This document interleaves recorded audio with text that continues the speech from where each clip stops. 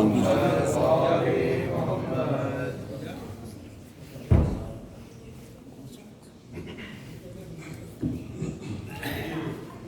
شاء الله لا حول ولا قوة إلا بالله العلي العظيم. حسبنا الله ونعم الوكيل، نعم المولى ونعم النصير. ربي اشرح لي صدري ويسر لي أمري واحلل عقدة من لساني يفقهوا قولي. أعوذ بالله من الشيطان اللعين الرجيم. بسم الله الرحمن الرحيم. الحمد لله الذي جعل الحمد مفتاحا لذكره وصلبا للمزيد من فضله ودليلا على آلائه وعظمته. ثم الصلاة والسلام والتحية والإكرام على النبي الأمي المكي المدني الهاشمي الذي سمي في السماوات بأحمد وفي الأراضين بأبي القاسم محمد. الله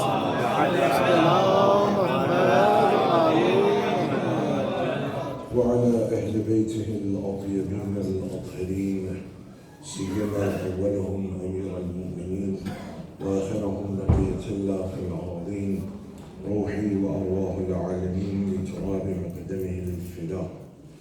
ورحمة الله على محبيهم ومواليهم وشيعتهم أجمعين، ولعنة الله على أعدائهم المؤمنين. أما بعد, for the happiness of Hazrat Zahra al-Maziyah, for the enlightenment of the graves of your Marhomeen, of the graves of the Shuhada, Ulama and Siddiqeen, for the safety of the followers of Ahlul Bayt around the world, and for the safety and the hastening of the reappearance of Hazrat Baqiyatullah al-A'zam, Allahumma al-Fida. Please recite your loudest salawat. Allahumma salli ala Muhammad wa ali Muhammad. All praise due to Allah subhanahu wa ta'ala, one who is Rahman and the one who is Rahim. In the Hadith al-Qudsi, Allah subhanahu wa ta'ala addresses the Holy Prophet and all of mankind. He says, كنت كنزا مخفيا فأحببت أن أعرف فخلقت الخلق لكي أعرف. Says, I was a hidden treasure. I desired to be known. So I initiated creation so that they may come to know me. The purpose of the human being upon this earth is the ma'rifah of Allah subhanahu wa ta'ala.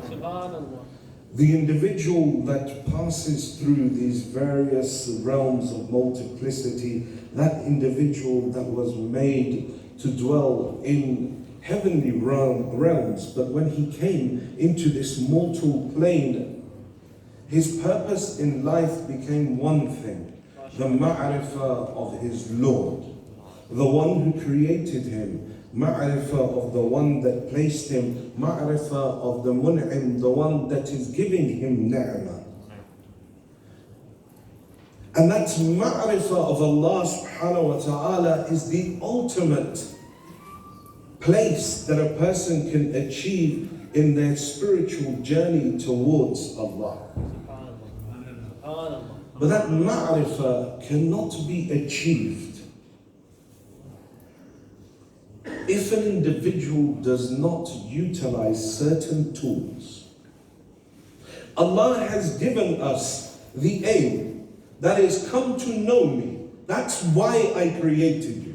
And later on in other parts of Hadith Qudsi, he says, and if you come to know me, I will give you this, I'll give you this. Hatta he reaches the point where he says, if you come close to me, then I will give you the power to say to something be and it will become. Subhanallah. So this is where you can go, O son of Adam. But there are tools that you must utilize in order for you to achieve. Some of those tools include, for example, Salatul Layl. Salatul Layl, the 11th Imam Hussain al-Askari,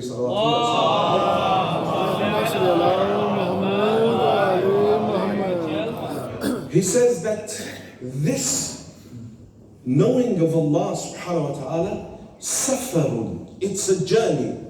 لا يدركه إلا بانقطاع الليل. That it is a journey that cannot be completed unless you utilize the night as your ride.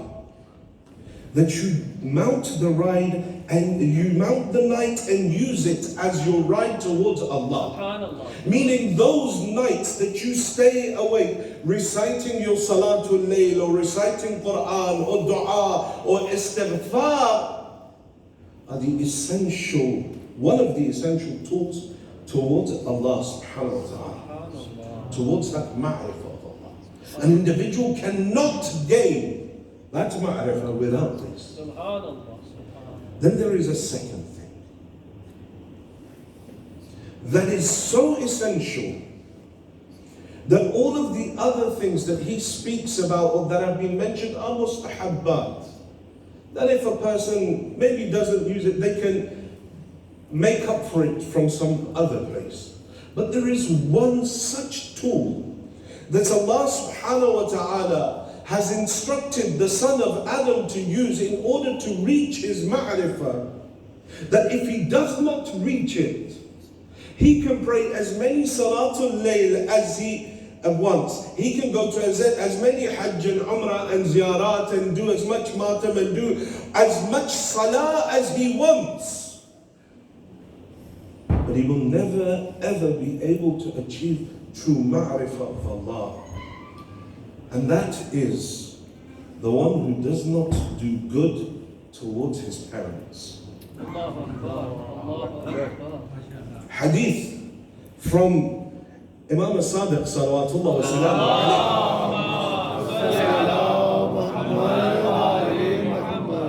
He says doing good towards one's parents is a sign of ma'rifah of Allah subhanahu wa ta'ala. And indeed there is no worship faster at gaining the pleasure of Allah except one's service, one's good akhlaq towards his or her parents. This hadith itself is indicative of the maqam that one achieves when they become a parent and the maqam of one's parents. And this isn't just when they are alive. Because when we look at the books of riwayat, we see when we, for example, Gunahana Kabira, Ayatollah Dastaghir, you look under the chapter of Aqi Walidain, the one that has been disowned by his parents, and you look at the riwayat and the narrations. When they're alive, it says if one looks at his parents, if one's parents look at him with anger, Allah considers that child to be aq, considers to be disowned. And the one that is aqi walidain is subjected to millennia of punishment in the hellfire, and it will be so far away from heaven that they will not even be able to smell the scent of heaven, and the scent of heaven travels 70 years. So far away from it they shall be. And not just while they're alive. The maqam, the position that the parents hold, is really quite an odd one if one thinks about it. It says that if one is made aq by his parents in the dunya, he will never be able to achieve that position of entering into Jannah. But in addition to that, one can become aq walidain even if his parents have died. That they have the ability, even from the barzakh, to disown their child. How? It says there are certain individuals, certain parents that leave this world happy with their children. My child is great, my child is religious, my child did so much for me, everything. They leave this world and they're happy. Now, when they enter into the barzakh and the realms of the akhirah, and that journey begins, that son or that daughter, and here there is no restriction of age. There is no restriction of age. It's not if you're young, No, it's as long as you are the child of someone, this responsibility is still upon you. It says now that they were buried and they were so happy with their child in the dunya, but this child, now that he has buried his parents, gets busy in his own life. He goes, he has his work, he has his business, he has his own children, their education, all of these things, rushing around, going from one place to another. When he had initially buried his parents, at that point, at least for 40 days, he was doing Fatiha, he was reciting Quran for them, he was going and he was giving niyaz, he was sponsoring majalis, he was doing everything. Come the 40th, now he becomes busy. One Thursday comes, maybe a Fatiha here and there. 2, 3, few years go by. Now he forgets. Thursday comes and Thursday goes. Opportunities come and opportunities go. And it does not occur to this child that maybe I should spare a thought for my parents that have left. And so the narration says, from the grave, the parents will raise their hands from within the barzakh and say, Ya Allah, this child of mine has forgotten me. Ya Allah, I disown this child. And this individual will be considered aqi walidayn until the day that they die. And on the other side, there are individuals who left this world angry at their children. They disowned them. But the child that remained behind didn't let that get to them. They went, they did Fatiha, they did all of these things. And that parent that had left this world, now from the barzakh, when they're receiving the gifts from their son or daughter who's doing a Fatiha for them, who's doing majlis for them, whatever it may be, says that that parent will raise their hands and say, Oh Allah, I had disowned this child in the dunya, but oh Allah, I now take this child back as my own. Imagine the maqam that the parents have, that they can own and disown a child, not just in the dunya, but also in the akhirah. That position that Allah subhanahu wa ta'ala has granted them. So how is it that I do good? Someone comes to the sixth Imam and they say to him, Ya Ibn Rasulullah, this ayah of the Holy Quran, وَبِالْوَالِدَيْنِ إِحْسَانًا, and do good to your parents. What is this ihsan? What does it mean to do good to my parents? And now that we know, dead or alive, the rules do not change. Says, how do I do this ihsan? What does the Quran mean here? And the Imam says that ihsan here means that you are good with them in your interactions. When you speak to them with akhlaq, you speak to them with respect. You walk alongside, no, not alongside. When you go to this, again, these ahadith of aqi walidayn, you will see. It says that the child that walks in front, the son that walks in front of his father, this action is hated by Allah subhanahu wa ta'ala. And He considers this person to be aqi. One who walks ahead of his father. One who's arrogant towards his parents. So he says ihsan is one, that when you interact with them in the best of ways.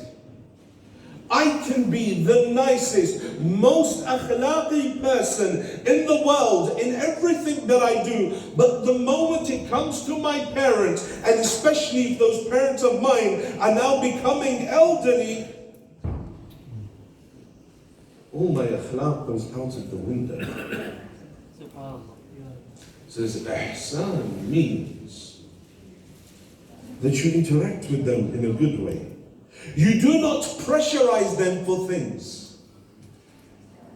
You don't pressurize them for things. And you can all think of so many different examples at different age groups. Those that are slightly older with their parents slightly aged, you hear all sorts of issues. And unfortunately in our field we hear our fair share of them all the time. My son has done this, my daughter has done this, they're forcing me to put the house in their name. Things like that. Says you do not pressure them for anything. And the third thing is that you give them what they desire before they even ask you for it. You know what they want. Sometimes we just don't want to give them what they want. It says that you give to them before they even ask from you. So what are the effects of this?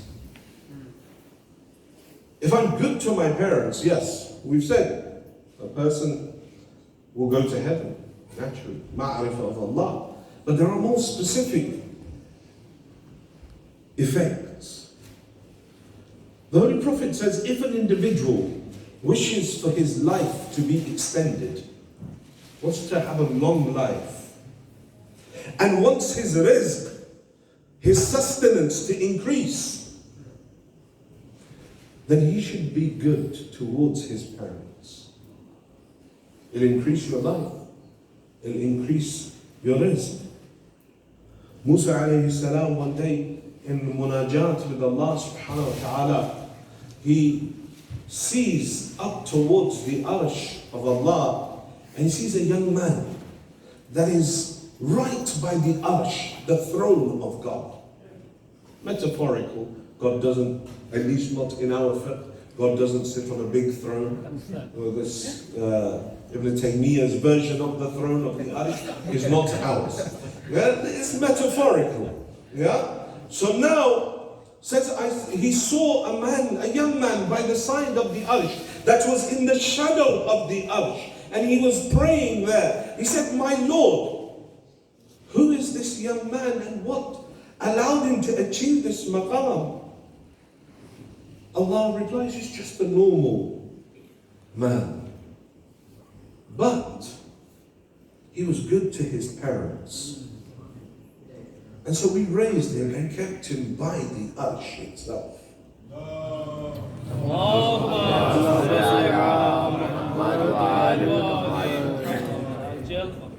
This is an individual who's good to the parents. While they're alive, once they've died. And then if you look at other riwayat, even after they've died, we have riwayat about visiting the graves of your parents. There's a hadith from Rasulullah sallallahu alayhi wa sallam.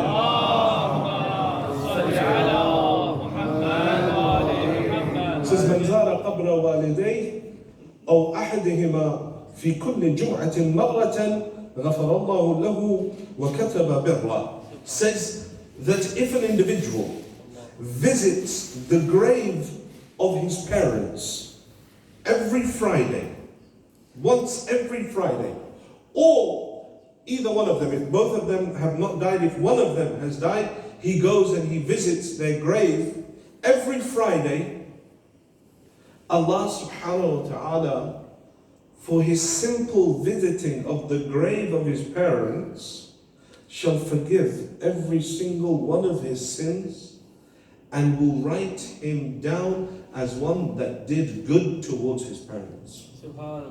Just visiting them.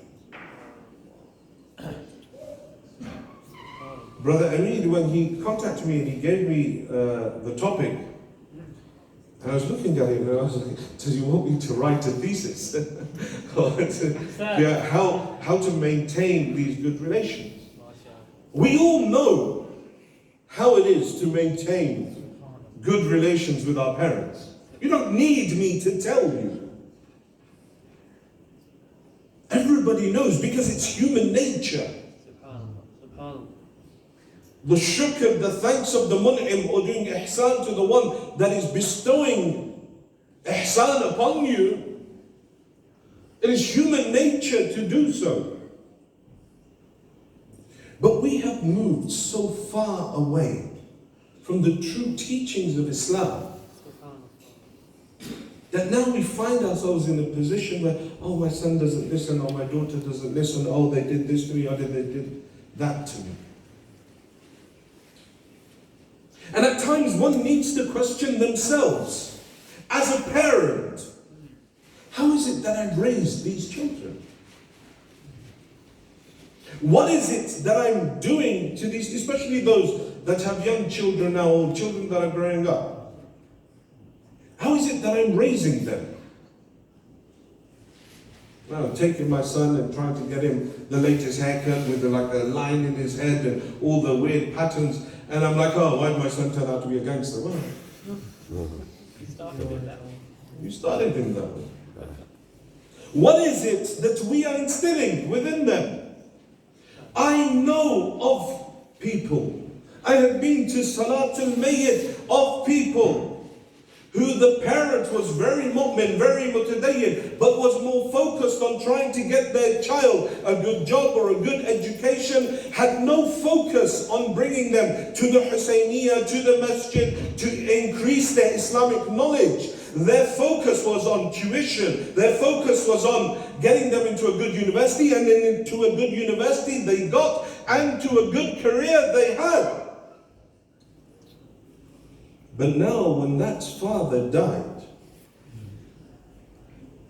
the very same children stand there and say, look, how long is this going to take? I've got to get back to work. I've seen this. Or they're now coming and it's time to do talqeen. What's talqeen? Why do I have to shake his shoulder? That's weird. We're not talking about outside of England, I'm talking about here. How do we reach that situation? It's because we as parents are not instilling that godly nature within them. We don't have religious environments within our own homes. When we go to impart advice upon our children, it's always advice about business, finance, education, something or other. Very rarely do we actually sit down and impart some religious advice with our children. Very rarely do we inculcate and cultivate that spirituality within our children. There was one good thing that came out of COVID. It forced us all to stay at home. And many of us turned our homes into Hussainiyas, bringing some element of religiosity within our own homes. But at times we raise our children, we send them to the madaris, go learn, and they go and they hear about, lying is bad, riba is bad, cheating people is bad. They come home and they, see exactly those very same things within their parents. You send them to go and recite Quran, they go and they finish the Quran. Now once they finish, they come home and they don't see their parents reciting Quran. And so then they realize, okay, you know what, Quran is only for when you're a child. When I get older, I don't need to recite no Quran. And so then we end up in a situation where I'm asking 13, 14, 15-year-olds just to recite the ta'qibat of namaz, and they can't even read the Arabic. Or you ask someone, okay, now we're doing Quran Khani for this marhum, and everyone's trying to avoid being given a sipara. Because, well, it's going to take me forever to read it. Because I haven't read the Quran since the last person died. So then what are we giving to the future generation? Those that have gone, leave and become ibrah for us. Become a lesson for us. What is it that we take? I want to give you a small narration, and we'll end on that, from one of the most famous father and son duos that the Holy Quran speaks about, Luqman and his son. And there are many ahadith, many mentions in the Holy Quran about Luqman giving his son advice. In one of the narrations about Luqman, he says to his son, says, my son, I have served alongside 400 prophets. And from them I learned 4,000 different hikmah, 4,000 bits of wisdom. And those 4,000 bits of wisdom I have summarized into 4 things. He says, my son, if you do these 4 things, it is as if you have lived alongside 400 prophets and have learnt 4,000 bits of wisdom from them.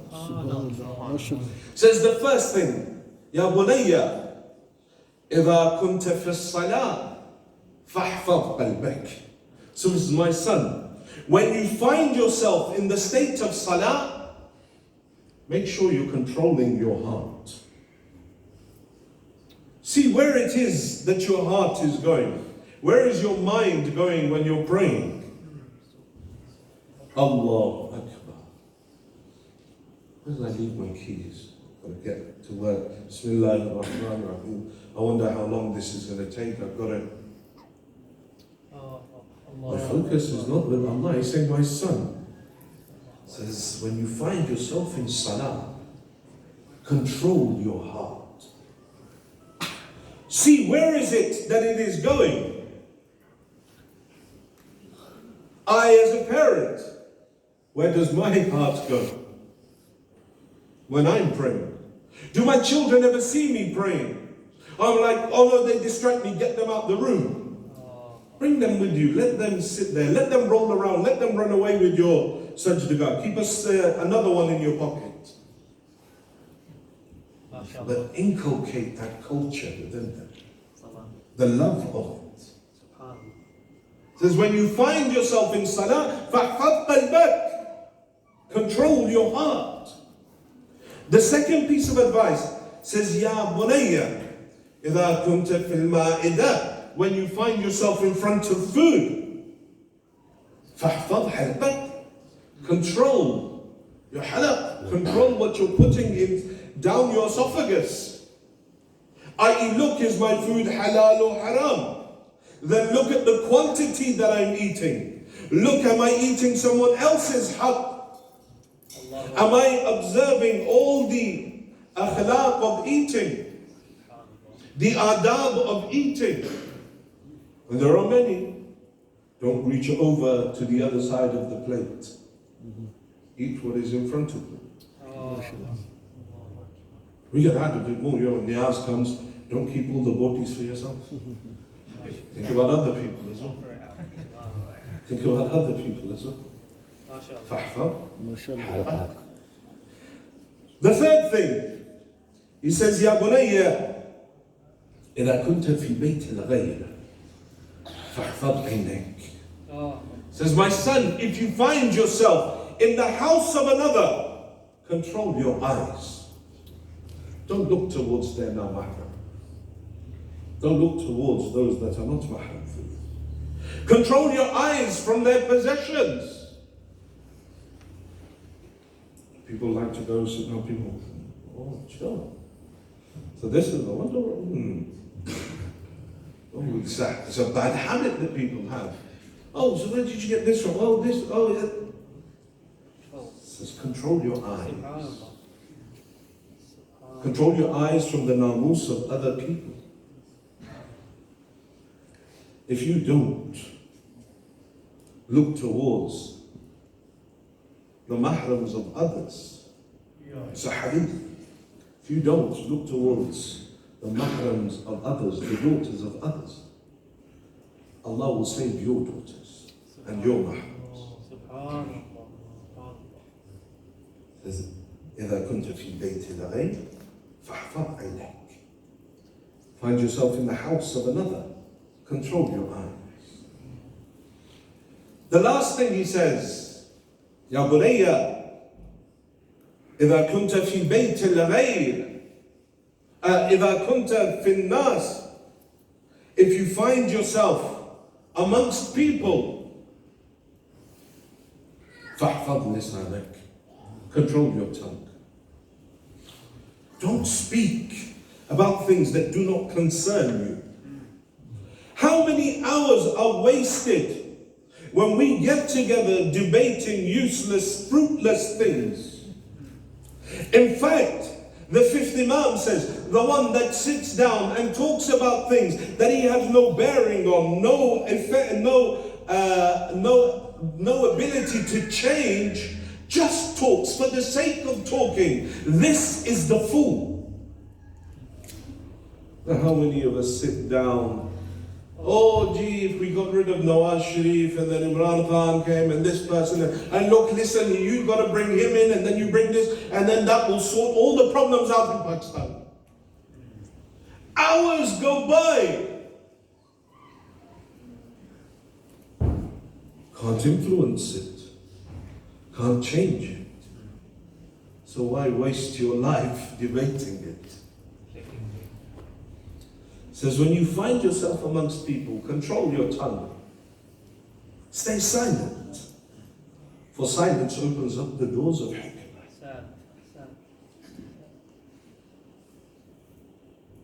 There's so much that can be said about the tongue. But the point of giving you these is that this is one who the Quran praises is not a Nabi.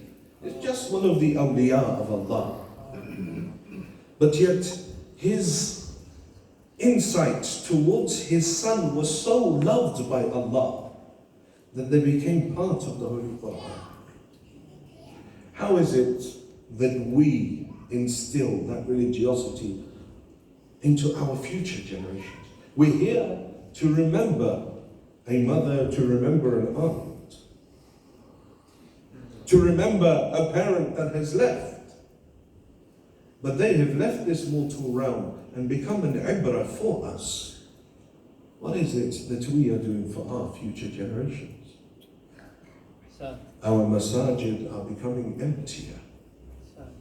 Our level of Islamic understanding is becoming weaker. Why is it the case? It's a point for us all to think about. I said we've come in order to remember a mother, a parent. And it is the beauty of the madhab of Ahlul Bayt that whenever we go through any sort of trouble in our life, any sort of sorrow, any sort of grief within our life, we take all of our grief and place it in one place. And that is the door of Aba Abdullah. Because through crying for him, not only does it remove our own sorrows, but it also enlightens and illuminates our hearts. Imam al-Rada says to his companion Rayyan ibn Shabib, he says, Ya ibn Shabib, in kunta baqin lishayk fabkil al-Hussain, فإنه ضبها كما يضبح الكبش. He says, oh son of Shabib, if you want to cry over anything in your life, you've lost a loved one, you've got some sort of problem in your life, فَبْكِلِ الْحُسَيْن, do buka over Hussain. Why? Because فَإِنَّهُ ضُبِهَ كَمَا يُضْبَهُ الْكَبْشِ. Because he was killed, he was slaughtered in the way that they slaughter sheep. Karbala had parents as well. Karbala had mothers that mourned their sons as well. It is the way of the world that the children bury their parents. But Karbala is that place where the father is coming and lifting the body of his own son. And a son like Ali Akbar, that's when he comes to ask permission from Aba Abdullah. They say Aba Abdullah gave him permission straight away. فَنَظَرَ آيَسٍ مِّنْهُ. Even though he gave him permission straight away, the Maqatil say that Hussain had sorrow in his eyes as he looked towards his son, but he said, go out, I've given you permission. And as that son rode out, he watched the battle. And the mother watched the battle through the face of Aba Abdullah. She knew when the face of Abi Abdullah was happy that her Ali was fine. But when his face became sad, she knew that there was something wrong with her Ali. At one point, when the face of Abi Abdullah becomes worried, she turns to him and says, Ya Aba Abdullah, is my son Ali okay?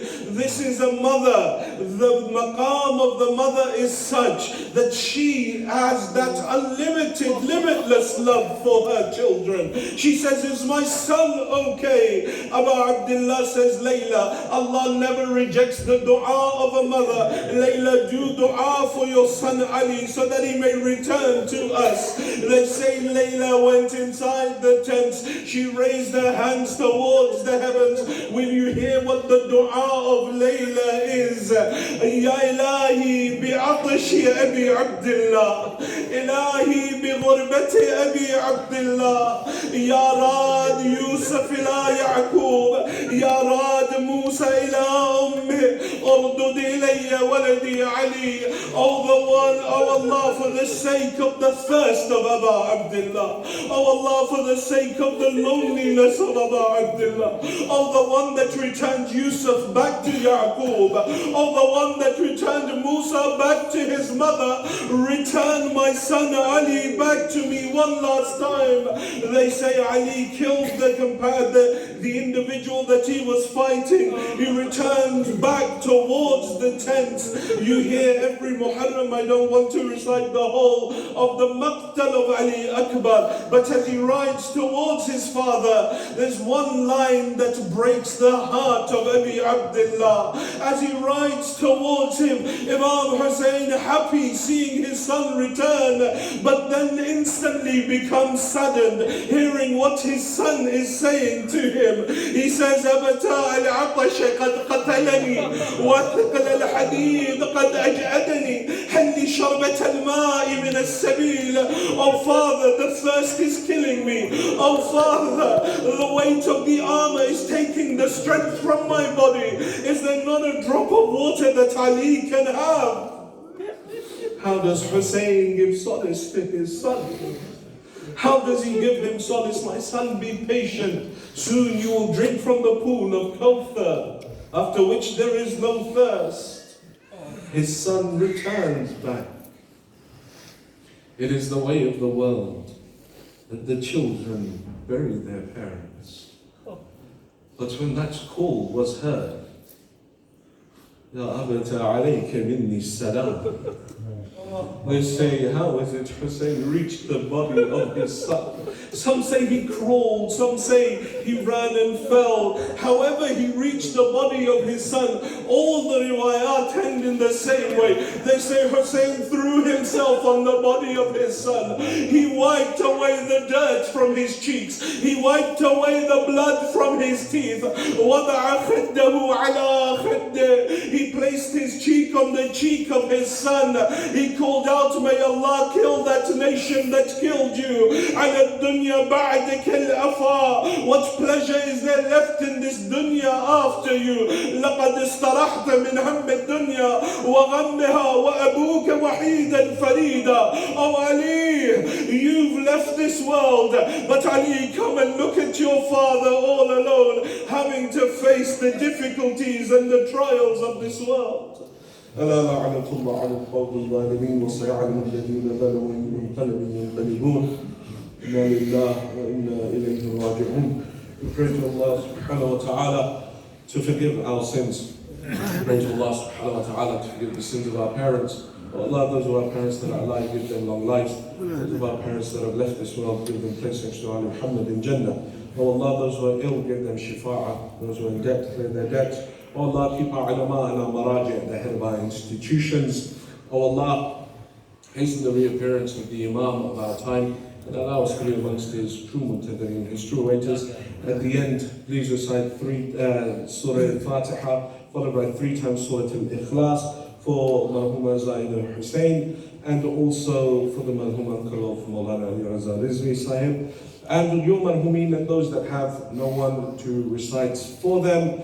But before that, the loudest of your salawat ala Muhammad wa al Muhammad. اللهم صل على محمد وعلى محمد. بسم الله الرحمن الرحيم الحمد لله